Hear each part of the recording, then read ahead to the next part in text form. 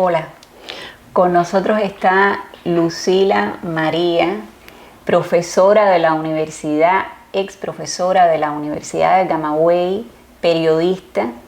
Estaba haciendo su servicio social cuando ocurrieron los sucesos de los que hoy vamos a hablar.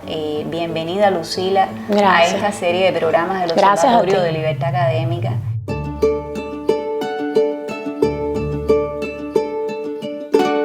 Lucila, yo quería preguntarte para ir por parte y bueno, las personas que no conocen bien la historia, aunque bueno, el informe sobre tu caso está en el sitio web del observatorio. ¿En qué año ocurrieron los sucesos que tienen que ver con la censura a tu trabajo como académica en Cuba?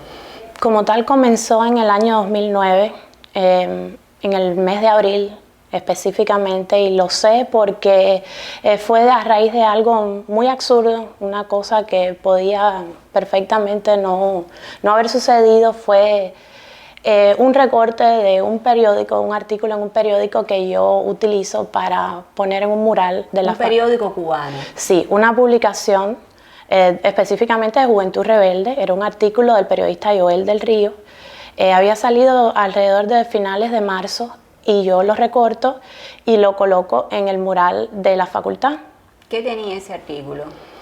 Era un artículo sobre el Festival de la Crítica Cinematográfica en Camagüey, el Almacén de la Imagen.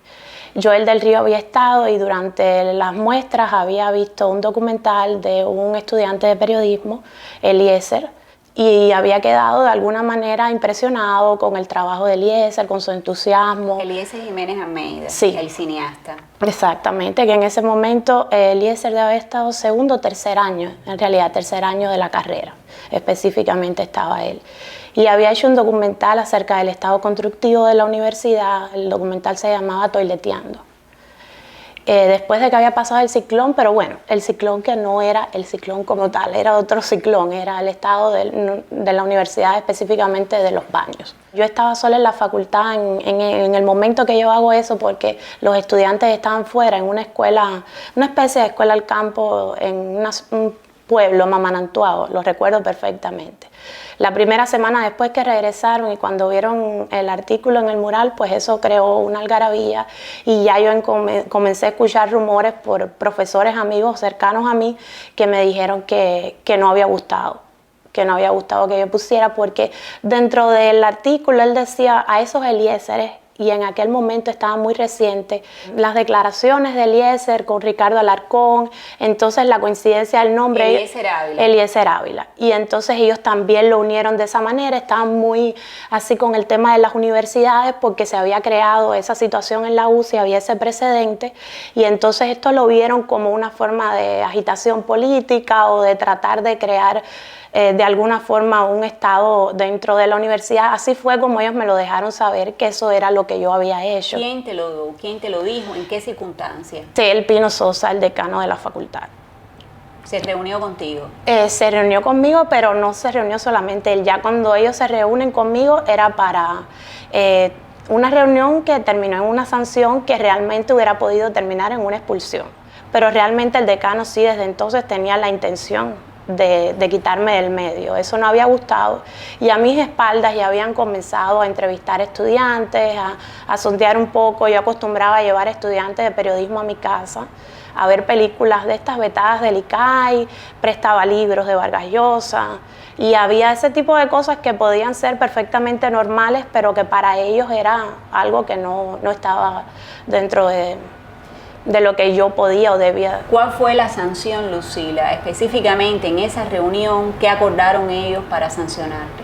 Quedó como que era una primera advertencia. En primer lugar, eso sí me lo dejaron saber, que como que tenía que andar con cuidado. No te lo dejan saber con esa específica, pero es el mensaje subliminal dentro de todo que queda, de que te estamos mirando de ahora en adelante, y que esto es una primera sanción y esto puede terminar como tú no desearías, y que iba a ser una amonestación dentro de la reunión departamental de la carrera, algo un poco teatral, porque realmente la reunión era una reunión que eso fue un punto dentro de la reunión cuando lo hicieron como parte del protocolo para seguir pero eso no se detuvo allí. Eso fue nada más un paso de lo que vendría después. ¿Qué vino después? Después vino que de repente comienzan a analizarme y a buscarme a mí desde el comité de base de la juventud primero y a decirme que yo era militante de la juventud, que porque yo nunca había declarado eso, que porque yo no participaba en las reuniones, que porque yo no pagaba la juventud.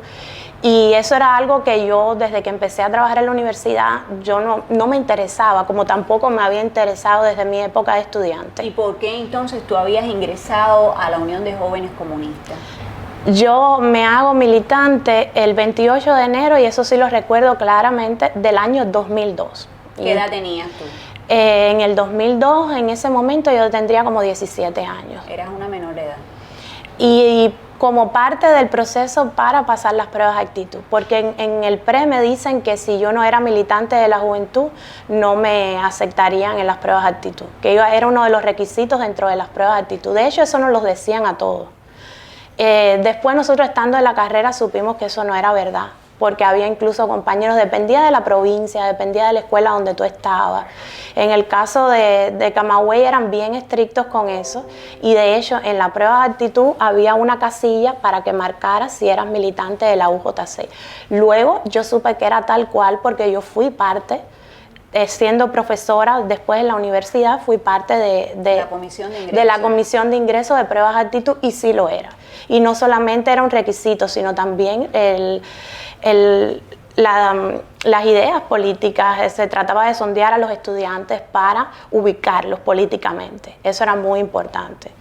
Ejemplos de discriminación y en la parte de las pruebas de actitud hay varios, y yo fui testigo. Y eso puede hacer que un estudiante no acceda, aunque tenga muy buenas calificaciones y muy buenas calificaciones en pruebas de ingreso, puede ser determinar que un estudiante no puede acceder a una carrera como, por ejemplo, comunicación social o periodismo. Exactamente. Es un veto.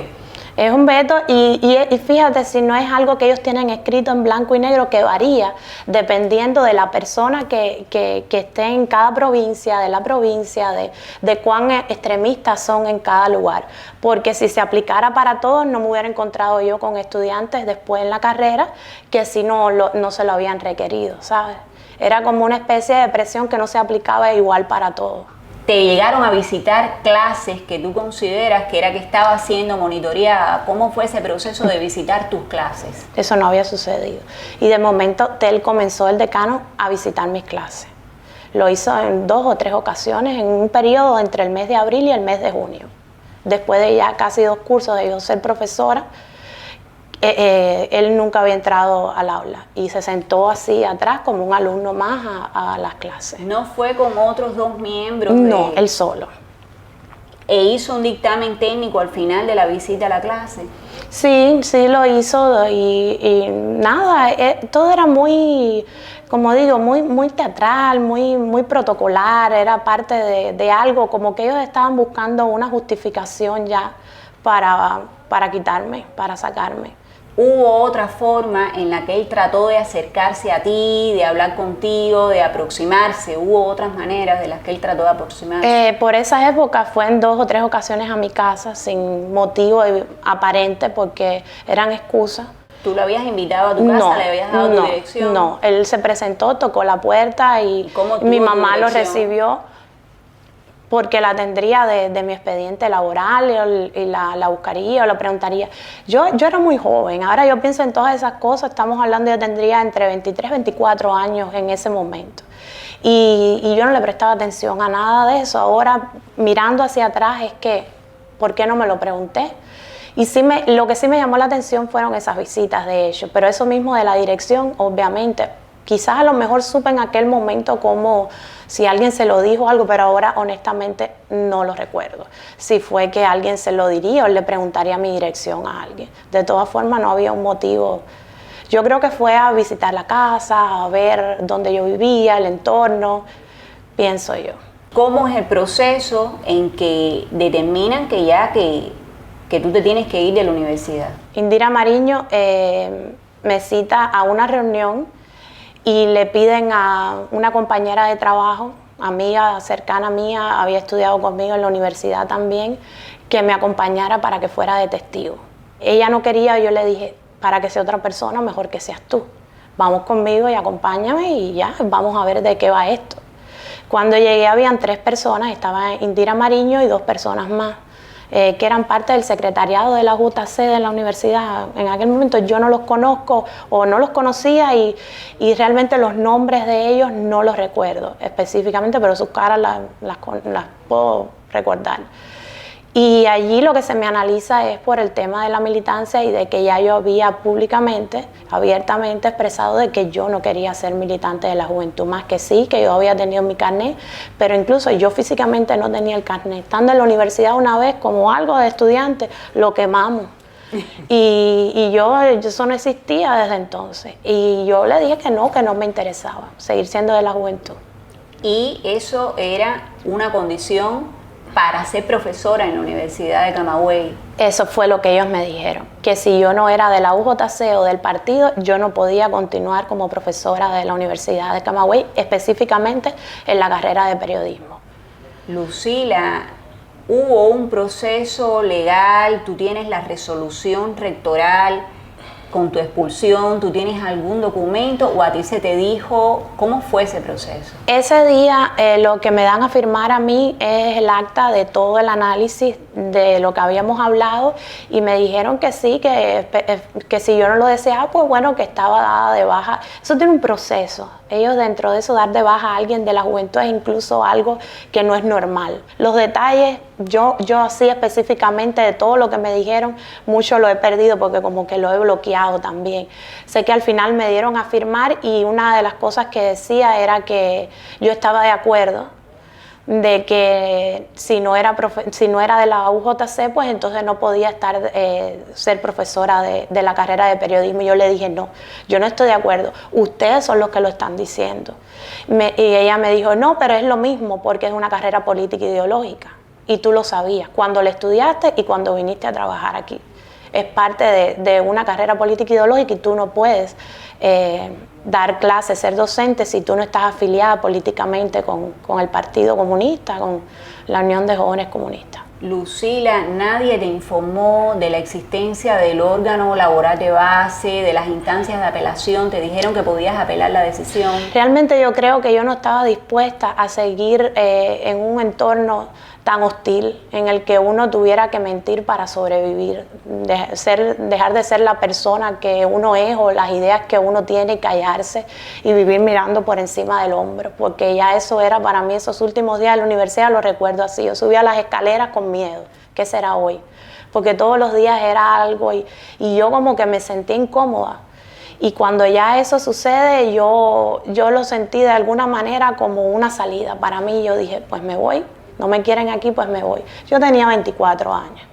Lucila, bueno, disculpa porque yo estoy abordando una etapa de tu vida, la que tú misma has dicho que tú has bloqueado muchas cosas, pero es un mecanismo de defensa. Es la verdad. Te estoy pidiendo disculpas desde hace rato, para te nada, las reitero, para nada. Disculpas. Pero bueno, tenemos que hacer memoria, porque creo que va a llegar el momento en que estas cosas no van a ocurrir. Lucila, ¿qué implicó cuando tú sales de la Universidad de Camagüey del curso regular de uno de profesora? ¿Qué pasa contigo? O sea, ¿de qué manera tú empiezas a ganarte la vida? ¿Cómo tú te tienes que reorientarte? O sea, porque ya tenías un proyecto dentro de la vida académica, un camino. ¿Tú estabas haciendo ya la maestría? Sí, estaba en los primeros módulos que había tomado de la maestría y automáticamente pierdo el derecho a seguir dentro de ella. Terminando el curso, de hecho los estudiantes no estaban en la universidad ya en ese momento, estaban de práctica, porque ellos al final del semestre hacían prácticas en los medios. Eso ocurrió sin los estudiantes en la facultad. Nada, estoy sin trabajar desde entonces hasta el año siguiente, en el mes de febrero, que un compañero de trabajo de la universidad, Sandy López González, que en ese momento había estado en la universidad, en ese año él estaba de sabático de la universidad en un doctorado, y me dice, Lucy, llégate al SIGMA, que la persona que atiende comunicación se va a retirar. Y entonces yo fui y me entrevistaron y de entrada no me dieron la posición, ¿no? El SIGMA es el Ministerio de Ciencia, Tecnología y Medio Ambiente. La delegación provincial, específicamente la delegación provincial del SIGMA en Camagüey. Entonces comencé y al tiempo ya sí me ubicaron como directora de comunicación allí. Y ahí me sentí muy bien. El entorno era súper bueno, las personas, era completamente el entorno diferente al de la universidad. Incluso sentía que las personas tenían más empatía, más puntos de contacto con esas personas que no eran del mundo, vamos a decir, del periodismo, de la comunicación, que lo que me sentía dentro de la universidad. Y comienzo a trabajar allí en el febrero, marzo. Y cuando va a comenzar el nuevo curso ese mismo año, estamos hablando ya del año 2010, Sandy me dice que si quería trabajar en la universalización, específicamente en el municipio de Camagüey, en una sede universitaria en la Avellaneda, dando clases de teoría de la comunicación. Enseguida me gustó la idea, porque como quiera que sea, yo me había quedado enganchada con aquello. Ya pues yo lo hice, comencé en septiembre, creo que era 1 o 2 veces a la semana que se iba. En las tardes, cuando yo salía del Sigma, iba para allá, quedaba muy cerca porque está ahí mismo en el centro de la ciudad. Y pasó un mes, y pasaron 2. Y en el mes de noviembre, poco antes de mi cumpleaños, ya era evidente que no me estaban pagando. No me habían pagado en septiembre, no me habían pagado en octubre. No era mucho dinero, pero junto ya 2 o 3 meses y yo decía, ¿qué pasa? Nadie me decía. Y nada, nadie se atrevía. Sandy, que incluso no estaba en ese momento ligado a la universidad porque estaba de sabático para su doctorado, es el que se toma el trabajo de ir hasta allí y de decírmelo. ¿Qué fue lo que te dijo Sandy? Sandy me dijo que lo que estaba sucediendo era que él no había firmado mi contrato, que él era el que firmaba los contratos y que él se había negado a firmar mi contrato. Del Pino Sosa, sí, el decano de la Facultad de Comunicación Social. El mismo que guió todo mi proceso en la facultad y el que me entregó a la juventud, porque fue la juventud quien finalmente ultima mi salida. Él me dice ese día que yo no podía dar más clases en toda la educación superior.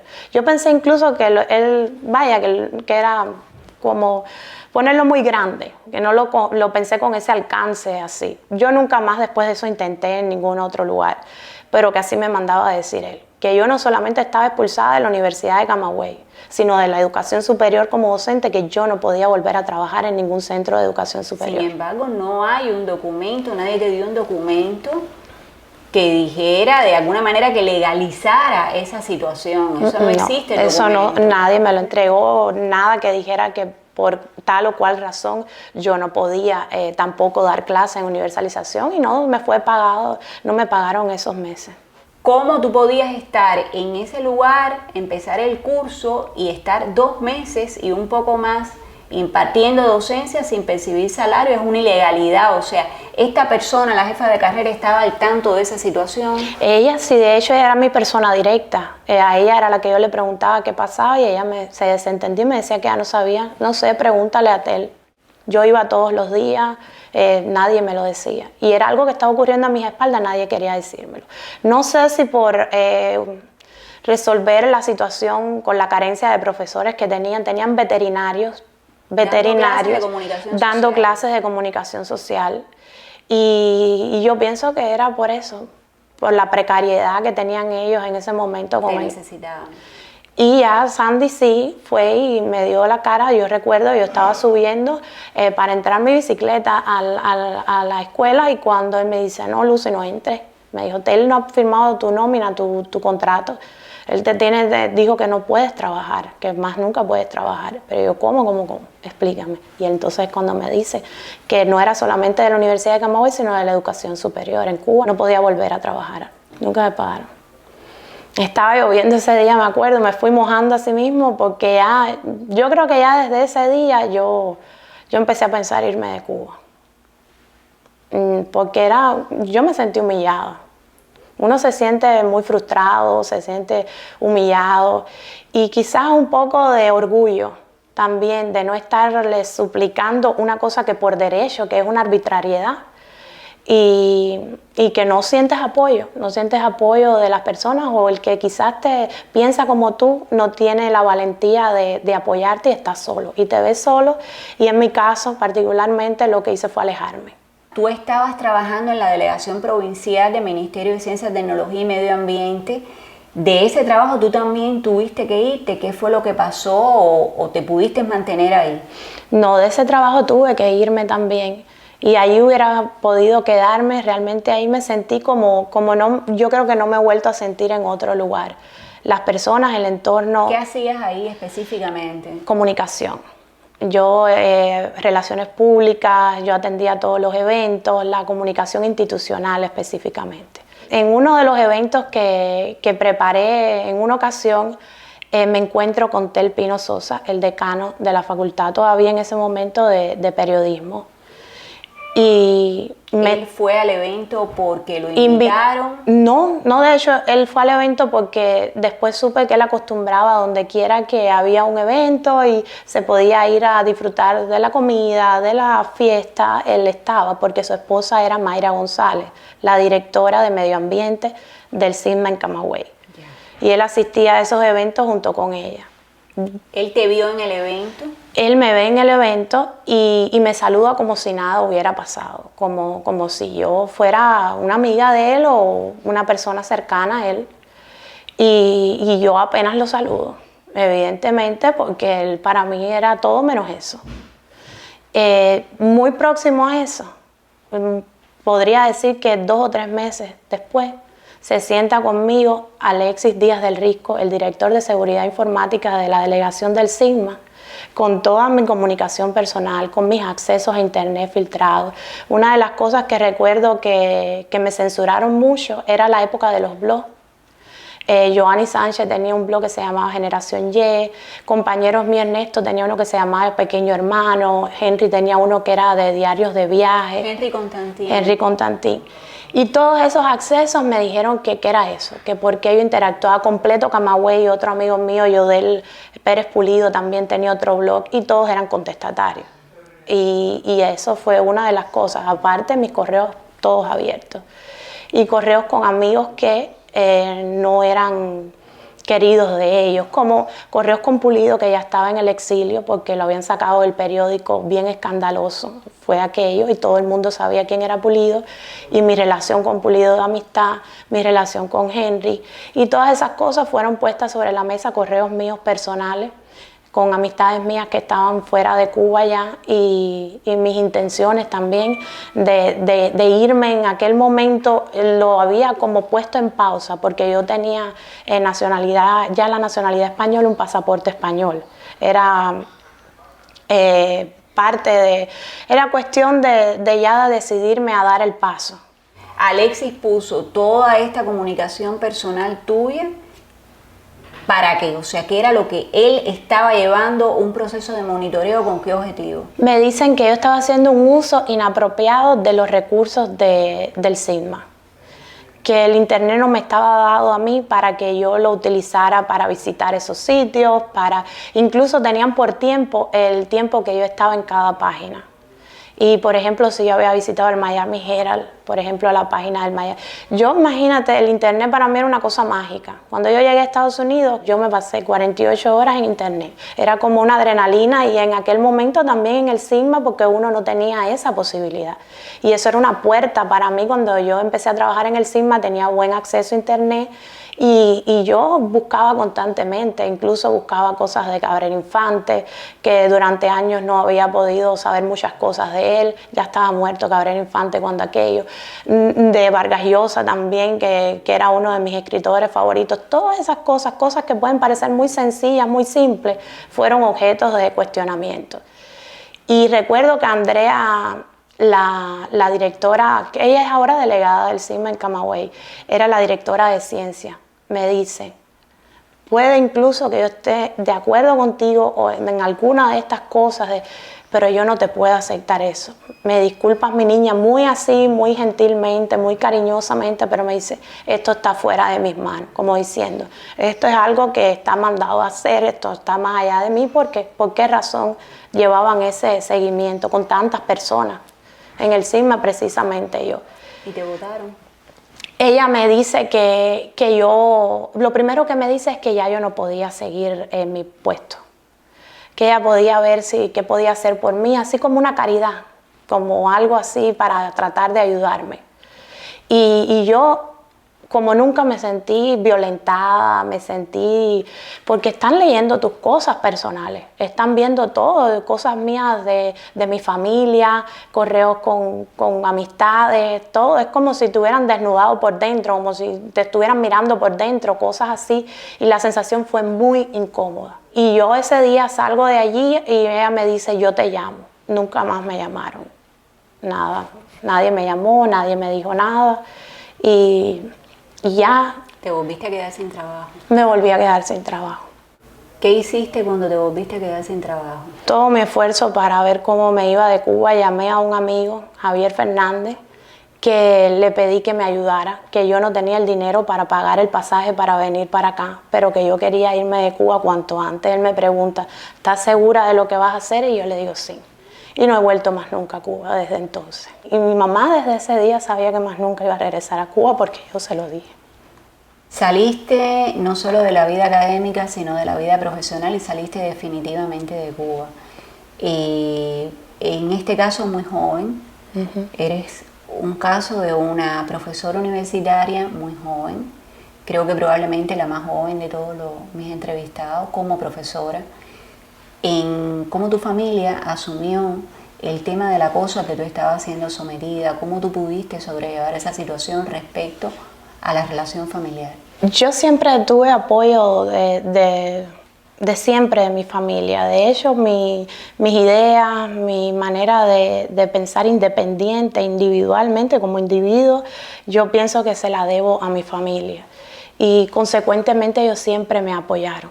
No fue que me reprocharon cualquier cosa o cualquier actitud. Eso nunca ocurrió en mi familia de parte de nadie. ¿Ellos sufrieron alguna consecuencia? Que yo lo pueda probar, no, pero en medio de todo esto mi mamá le hacen un registro y fue una cosa bastante perturbadora para mí, así sin notificación, sin nada, absolutamente todo lo revisaron, todo, no dejaron nada por revisar. Y eso fue una experiencia bastante desagradable. Y cuando unos días, unas semanas después sucede lo del sisma, yo temo por mi mamá también. Y yo siempre fui muy temeraria. Yo personalmente nunca tuve miedo. Eso sí es verdad y quien me conoce sabe que estoy diciendo lo cierto. Yo decía las cosas sin pensar en consecuencias, que se tardaba mucho en pasarme algo. En la universidad yo siempre fui bien abierta, no me escondía para decir los libros que leía, lo que yo pensaba. Era cuestión de tiempo. Pero cuando se trataba de la familia, pues sí me puse un poco temerosa de que mi mamá pudiera pagar más las consecuencias, específicamente mi mamá. Llegaste aquí a los Estados Unidos, has podido encauzarte profesionalmente en este país. Ahora, Cuba está viviendo un momento particularmente álgido en cuanto a su situación política, social, económica, todas juntas, incluso epidemiológica, todas juntas.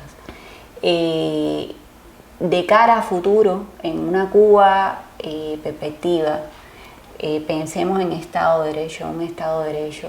¿Crees que tuvieras algo que aportar? Yo, haciendo una salvedad, yo no creo que yo podría volver a vivir en Cuba. Si la parte ya adulta, ya yo llevo casi 10 años acá y he terminado de crecer, de madurar, de formar mis ideas de este lado. Y si estuviera dispuesta a hacer cualquier cosa por Cuba y por una mejor Cuba y por el futuro de Cuba, pero volver a 100% vivir en Cuba, no creo que podría volverlo a hacer, porque desgraciadamente uno se desarraiga y cae en un proceso que yo digo que uno llega a sentir que no pertenece ya ni allá ni acá, y queda como en un limbo, en algo así que ese es el exilio. Lucila, ¿cómo tú te imaginas la universidad en Cuba, en Cuba libre, con derechos? ¿Cómo tú te imaginas, por ejemplo, la Universidad de Camagüey? ¿Cómo tú te la imaginarías así? Lo primero que quisiera es que estas mismas cosas sean automáticamente documentadas y perfectamente guardadas para que no vuelva a suceder, para que no se repitan. porque ese es el sentido de los errores y de la historia, que no se cometan los mismos errores y que sea plural, en el que todo el mundo tenga un espacio, en el que todo el mundo quepa y que haya un espacio para todos, para todas las ideas, para todas las religiones, para toda la ideología en general, que es lo que ha sucedido con Cuba. La familia se ha dividido, el país se ha dividido a causa de una ideología y de un partido. Te agradezco infinitamente, además porque, vuelvo y repito, yo sé que estoy tocando un lugar difícil. Muy agradecida, Lucila. No, Viniste a ti. de Kentucky hasta aquí. Estamos además a unos pasos de la Ermita de la Caridad. Javier y mis amigos acá saben que las veces que he venido a Miami siempre ha sido por motivos de Cuba. Nunca he hecho turismo en Miami, jamás. Siempre que he regresado por razones de Cuba.